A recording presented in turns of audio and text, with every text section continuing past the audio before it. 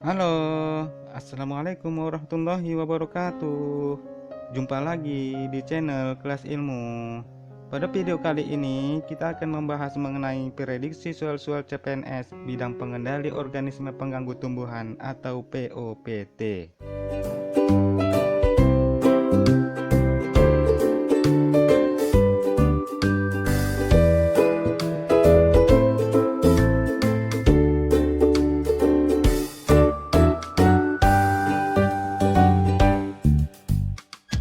Oke teman-teman, latihan soal pada video kali ini itu menyangkut mengenai kisi-kisi terbaru dari Permen PAN RB, yaitu penerapan PHT secara umum. Kita langsung saja ke soalnya. Nomor 1. Suatu konsep atau cara berpikir dalam upaya pengendalian populasi atau tingkat serangan hama dengan menerapkan berbagai teknik pengendalian yang dipadukan dalam satu kesatuan untuk mencegah kerusakan tanaman dan timbulnya kerugian secara ekonomis serta mencegah kerusakan lingkungan dan ekosistem merupakan definisi dari titik-titik. A. Pengendalian hama terpadu. B. Sistem pengendalian hama terpadu. C. Konsep pengendalian hama terpadu. D. Prinsip pengendalian hama terpadu. Atau E. Teknik pengendalian hama terpadu.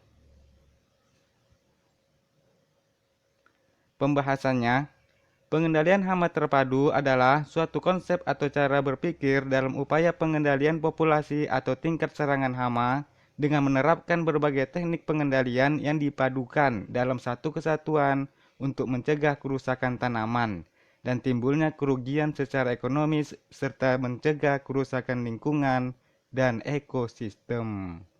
Jadi jawaban yang tepat adalah A. Pengendalian hama terpadu. Nomor 2.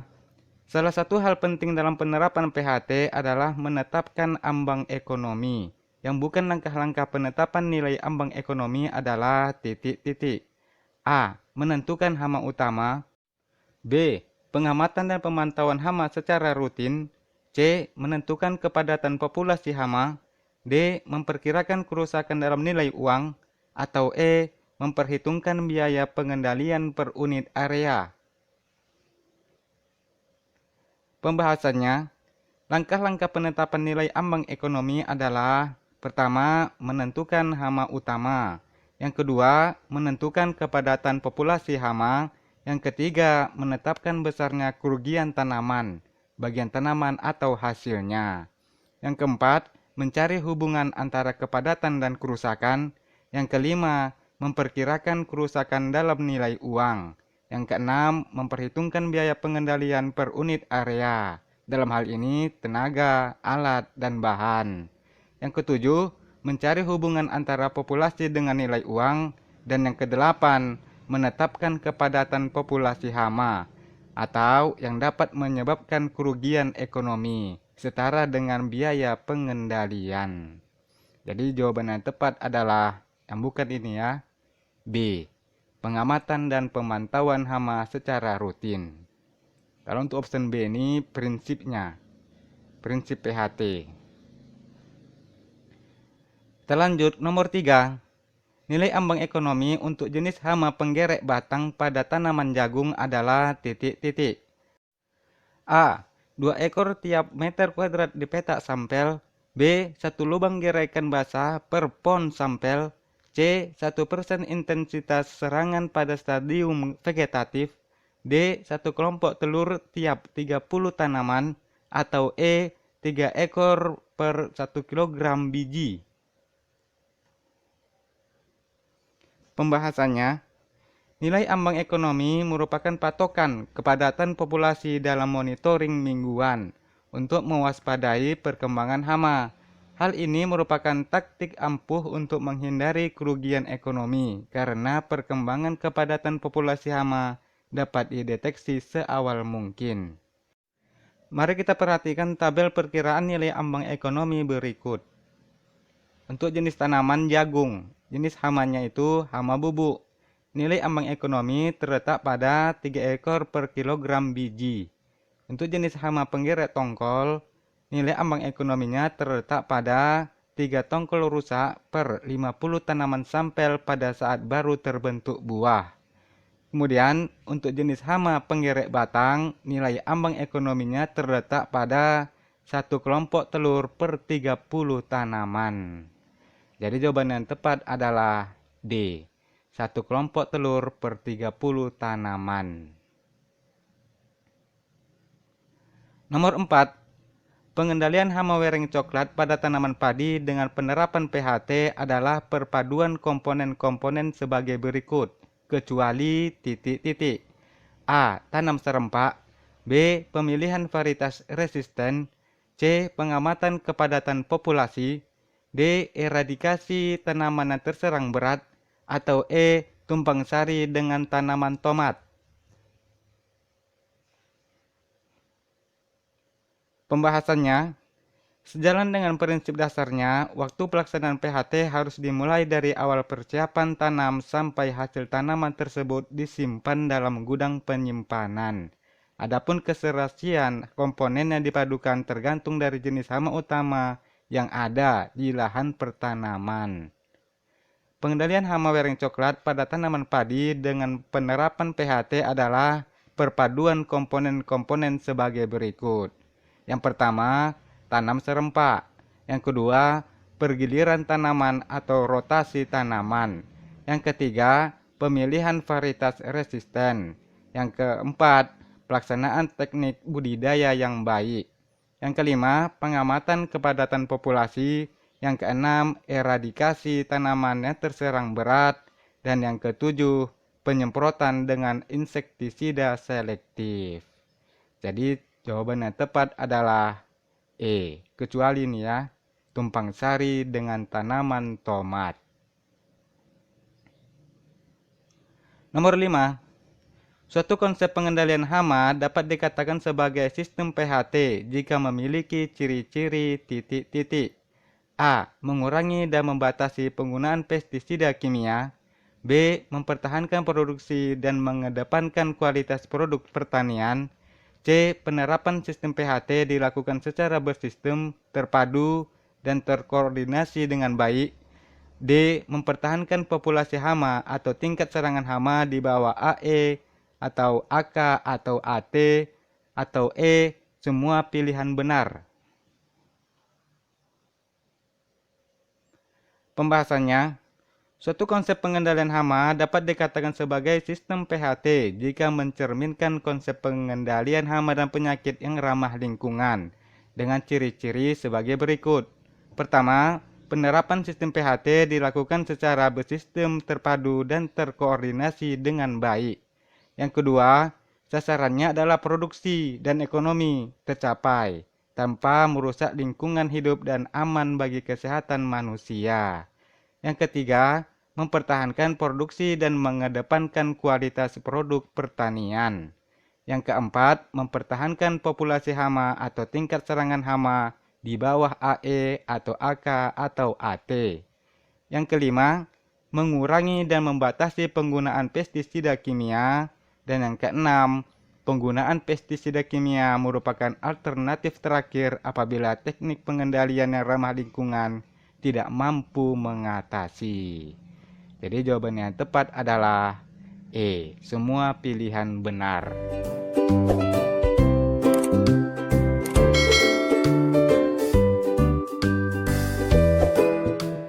Kita lanjut nomor 6. Contoh tindakan dalam pengendalian secara fisik sebagai komponen PHT adalah titik-titik. A. Memangkas cabang kakao yang terserang Zeuxera cavei. B. Pengumpulan dengan tangan larva Spodoptera litura pada daun kubis-kubisan. C. Penggunaan lahan untuk mengendalikan nematoda di dalam tanah. D. Penggunaan plastik pembungkus buah. Atau E. Penanaman tanaman perangkap. Pembahasannya, pengendalian secara fisik dilakukan dengan cara mengatur faktor-faktor fisik yang dapat mempengaruhi perkembangan hama, sehingga memberi kondisi tertentu yang menyebabkan hama sukar untuk hidup. Contoh pengendaliannya untuk suhu dengan cara merendam benih dalam air pada suhu tertentu sehingga larva atau telur atau patogen terbawa benih jadi mati. Yang kedua, penggenangan lubang-lubang tikus dilakukan ketika menjelang pembuatan persemaian. Yang ketiga, penggenangan lahan untuk mengendalikan nematoda di dalam tanah. Jadi jawaban yang tepat adalah C. Penggenangan lahan untuk mengendalikan nematoda di dalam tanah. Sebagai tambahan, pengolahan tanah dan pengairan dapat pula dimasukkan ke dalam pengendalian fisik, karena cara-cara tersebut dapat menyebabkan kondisi tertentu yang tidak cocok bagi pertumbuhan serangga. Untuk mengendalikan nematoda dapat dilakukan dengan penggenangan, karena tanah yang mengandung banyak air akan mendesak oksigen keluar dari partikel tanah. Dengan hilangnya kandungan O2 dalam tanah, nematoda tidak dapat hidup lebih lama. Jadi ngerti ya. Kita lanjut nomor 7. Yang bukan sifat-sifat pestisida yang sesuai dengan prinsip PHT adalah titik-titik. A. Sedapat mungkin tidak mempengaruhi populasi hama-hama lain. B. Memberantas semua hama di lapangan. C. Efektif menurunkan populasi hama sasaran yang sedang meningkat di atas ambang ekonomi. D. Pestisida yang termasuk kelompok IGR dan pestisida biologik yang kerjanya lebih lunak. Atau E. Tidak menurunkan fungsi populasi musuh alami. Pembahasannya, sifat-sifat pestisida yang sesuai dengan prinsip PHT adalah: pertama, sedapat mungkin tidak mempengaruhi populasi hama-hama lain. Yang kedua, pestisida yang termasuk kelompok IGR dan pestisida biologik yang kerjanya lebih lunak dan spesifik sasaran sesuai prinsip PHT dibandingkan insektisida syaraf. Yang ketiga, tidak menurunkan fungsi populasi musuh alami, dalam hal ini predator dan parasitoid, sebagai pengendali alami hama. Dan yang keempat, efektif menurunkan populasi hama sasaran yang sedang meningkat di atas ambang ekonomi. Jadi jawaban yang tepat adalah B.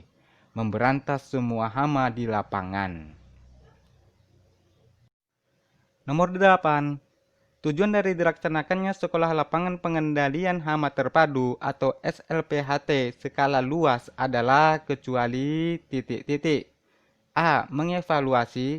B. Mengetahui efektivitas dan efisiensi penerapan teknologi PHT dalam satu hamparan. C. Meningkatkan peranan petani alumni SLPHT dalam pengelolaan OPT dan pemasyarakatan PHT. D. Meningkatkan dan menguatkan peran petani alumni SLPHT dalam penerapan konsep dan prinsip PHT di lahan usaha taninya. Atau E. Menumbuhkan kemampuan, prakarsa, dan motivasi petani atau kelompok untuk melaksanakan gerakan pengendalian OPT secara bersama-sama dalam satu hamparan. Pembahasannya, SLPHT skala luas adalah pemberdayaan dan pendayagunaan petani, alumni, dan non-alumni SLPHT sebagai upaya pemasyarakatan PHT secara lebih mendalam dan meluas dalam satu hamparan tanpa batas wilayah administratif untuk mendukung pengamanan produksi dan peningkatan produktivitas. Tujuan dari dilaksanakannya Sekolah Lapangan Pengendalian Hama Terpadu atau SLPHT skala luas adalah: pertama, mengevaluasi. Yang kedua, menumbuhkan kemampuan, prakarsa, dan motivasi petani atau kelompok untuk melaksanakan gerakan pengendalian OPT secara bersama-sama dalam satu hamparan. Yang ketiga, mengetahui efektivitas dan efisiensi penerapan teknologi PHT dalam satu hamparan. Yang keempat, meningkatkan peranan petani alumni SLPHT dalam pengelolaan OPT dan pemasyarakatan PHT. Jadi jawaban yang tepat adalah D. Meningkatkan dan menguatkan peran petani alumni SLPHT dalam penerapan konsep dan prinsip PHT di lahan usaha taninya. Ini yang kecuali ya. Untuk option D ini tujuan dari SLPHT tindak lanjut. Kita lanjut ke nomor 9. Implementasi PHT di Indonesia secara nasional dimulai sejak dikeluarkannya titik-titik. A. Inpres nomor 3 tahun 1986. B. PP nomor 7 tahun 1973. C. Undang-Undang nomor 12 tahun 1992. D. PP nomor 6 tahun 1995. Atau E. Undang-Undang nomor 29 tahun 2000. Pembahasannya, implementasi PHT di Indonesia secara nasional dimulai sejak dikeluarkannya Impres nomor 3 tahun 1986 tentang pengendalian hama wereng coklat padi. Melalui Impres tersebut, Presiden menginstruksikan untuk melakukan paling sedikit 4 butir kebijakan, yaitu pertama, menerapkan PHT untuk pengendalian hama wereng batang coklat dan hama-hama padi lainnya. Yang kedua, melarang penggunaan 57 nama dagang formulasi atau merek insektisida pada padi. Yang ketiga, melaksanakan koordinasi untuk peningkatan pengendalian wereng coklat. Dan yang keempat, melakukan pelatihan petani dan petugas tentang PHT. Jadi jawaban yang tepat adalah A. Impres nomor 3 tahun 1986. Mari kita bahas satu-satu pilihan dari jawabannya. Untuk yang pilihan B, PP nomor 7 tahun 1973 tentang pengawasan atas peredaran, penyimpanan, dan penggunaan pestisida. Lalu yang nomor C-nya, Undang-Undang nomor 12 tahun 1992 itu tentang sistem budidaya tanaman. Untuk option D, PP nomor 6 tahun 1995 itu tentang perlindungan tanaman. Dan untuk option E, Undang-Undang nomor 29 tahun 2000 itu tentang perlindungan varietas tanaman. Jadi ngerti ya? Nomor 10, nomor terakhir. Yang bukan kelebihan penggunaan varietas tahan lama sebagai komponen PHT adalah titik-titik. A. Sasaran pengendalian yang spesifik.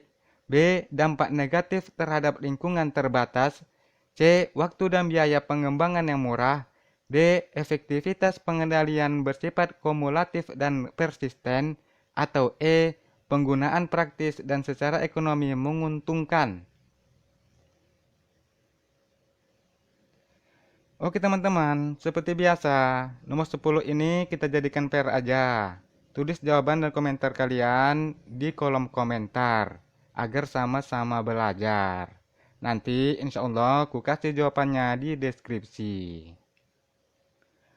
Oke teman-teman, sekianlah dulu video pembahasan POPT pada kali ini. Terima kasih sudah menyaksikan dan semoga bermanfaat. Nanti insya Allah kita akan berjumpa lagi pada video-video pembahasan lainnya. Assalamualaikum warahmatullahi wabarakatuh dan sampai jumpa. Bye.